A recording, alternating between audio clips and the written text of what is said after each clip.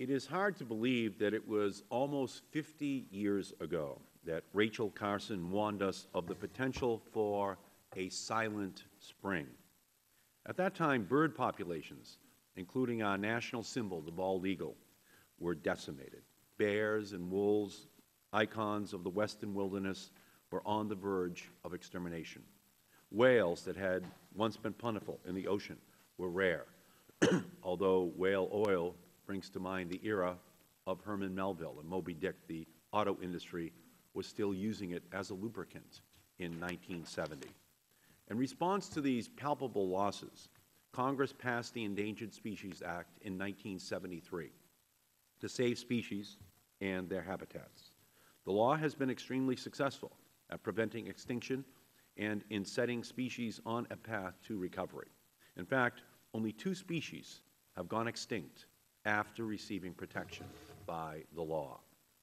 Much like the animals it is bound to protect, the Endangered Species Act is that rarest of laws that has become a victim of its own success. We struggle to recall the dire circumstances that led to its creation in the first place. Preventing extinction and recovering species is not just the right thing to do, it is the economically sensible thing to do. Biodiversity of plants, fish, and wildlife provide us with important benefits, from life-saving drugs to clean drinking water. Nature has been producing cures for millions of years, including aspirin from the willow tree and high blood pressure medications from the pit viper. Imagine that, a weeping tree that solves pain, and snake oil that actually soothes the heart. Hunting, fishing, and wildlife watching produces $120 billion in annual revenues and employs more than 2.6 million people. In 2008 alone, tourists spent more than $125 million to travel and visit Stellwagen Bank National Marine Sanctuary off the coast of my home state of Massachusetts. The Endangered Species Act also continues to receive strong support across state and party lines. The vast majority of Americans, both Democrats and Republicans, of all ages, ethnicities, and education, strongly support the Endangered Species Act. Americans also agree that decisions about wildlife protection should be made by scientists and not by politicians, as the law requires.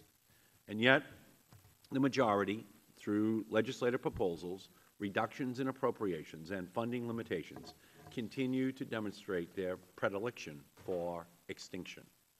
If we want to recover endangered species, we must first work to provide adequate funds to implement the Act.